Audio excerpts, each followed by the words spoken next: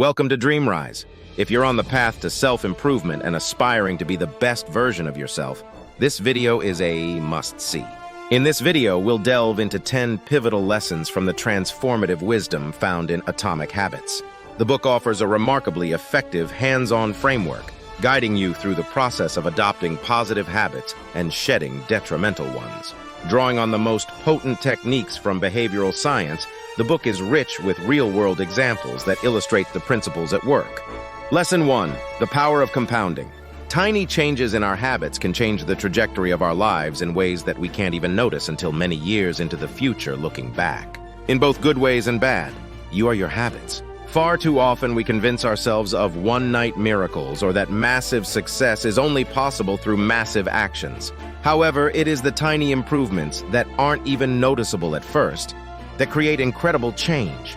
Habits are the compound interest of self-improvement. The same way that money multiplies through compound interest, the effects of your habits multiply as you repeat them.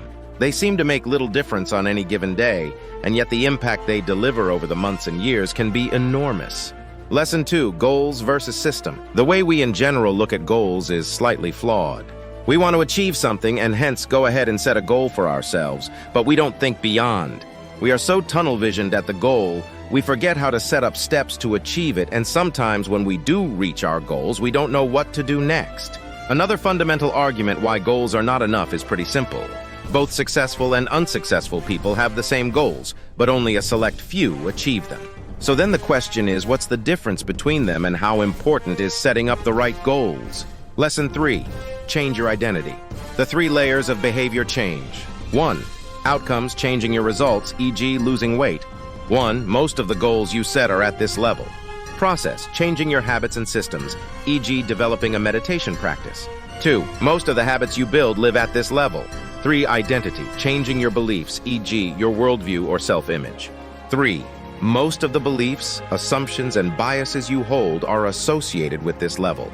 The most effective way to change your habits is to focus not on what you want to achieve, but on who you wish to become.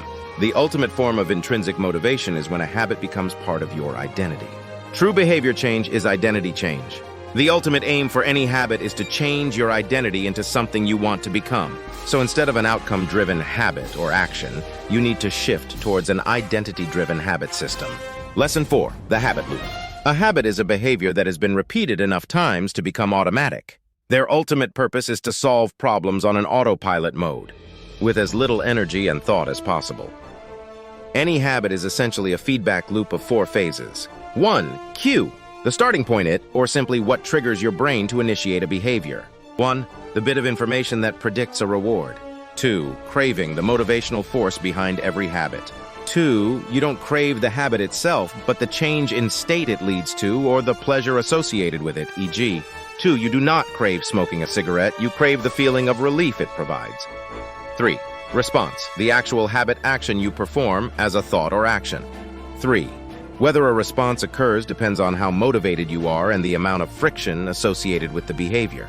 3. If the motivation is greater than the friction you need to overcome to perform the action, this phase will be initiated. 4. Reward, the end goal of every habit. 4.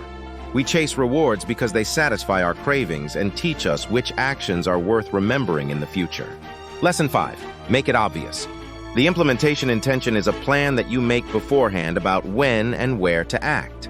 This basically acts as a blueprint of how you want to execute a habit or new behavior. The most common cues for any action are basically the time and location, and these are exactly what to target while creating the implementation intention. Often it is the lack of clarity that gets confused with the lack of motivation, holding us back from our new habits. Once we have a precise plan of how we are going to execute a certain action, we don't have to wait around for inspiration or motivation to strike. Lesson 6. Habit stacking. No behavior happens in isolation. You often decide what you are going to do next based on what you just finished. Each action becomes a cue that triggers the next action. So why not apply the same while forming new habits? We can look at actions habits that we usually do and simply stack the cue to start our new habit on top of it. This is referred to as habit stacking. The idea is to utilize the momentum from the previous action into launching new behaviors. You can potentially have endless stacking. The habit stacking formula becomes, based on what new habit you are looking to form, Study your daily habits and pick appropriate cues to trigger the new behavior based on the frequency and the time of day you want to form the new habit. A simple habit stack example mentioned in the book. 1. After I pour my morning coffee, I will meditate for 60 seconds. After I meditate for 60 seconds, I will write my to-do list for the day. 3. After I write my to-do list for the day, I will immediately begin my first task. Lesson 7. Temptation bundling. The brain's desires and cravings are slaves to neurotransmitters called dopamine. Habits are just dopamine-driven feedback loops. The more dopamine we get from a certain action, the higher the chance of it becoming a habit. Upon study of the human brain and its relationship with dopamine, it was found that dopamine is not only released when we get pleasure, but also when we anticipate it. The dopamine spikes at the point when a gambler places the bet and not when they win the reward. In other words, it is the anticipation of the reward that motivates us to take any action and not the reward itself. This is key information while trying to form habits. Temptation bundling, also known as Premack's principle, states that more probable behaviors will enforce less probable behaviors. In simple words, it is easier to enforce something you need to do once you pair it with something you want to do. Lesson 8. The law of least effort. Human behavior always follows the law of least effort, which states that when deciding between similar options, people will naturally gravitate towards the option that requires the least amount of work. In order to form new habits, we need to reduce the friction associated with good behavior, and likewise increase friction for bad habits. The best way to push yourself toward successful habit formation is to prime the environment for future use. This essentially means already preparing your environment for your future actions, for example. Want to exercise? Set out your workout clothes, shoes, gym bag, and water bottle ahead of time. Want to improve your diet? Chop up a ton of fruits and vegetables and pack them in containers so you have easy access to healthy snacks. Lesson 9, the 2 minutes rule, habit shaping.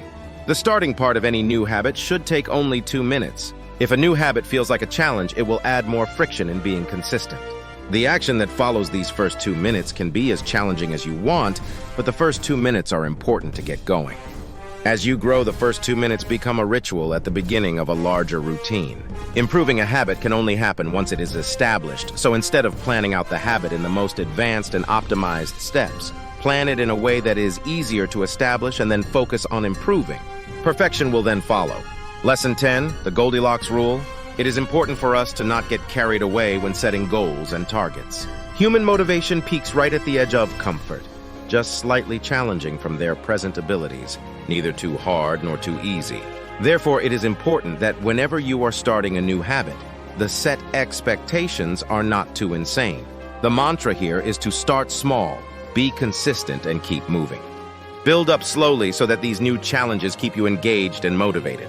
If you found these insights valuable, let us know in the comments below. Share your thoughts, experiences, or any other books you'd like us to explore. Hit the like button if these lessons resonated with you, and make sure to subscribe for more enriching content. Your support keeps the inspiration flowing.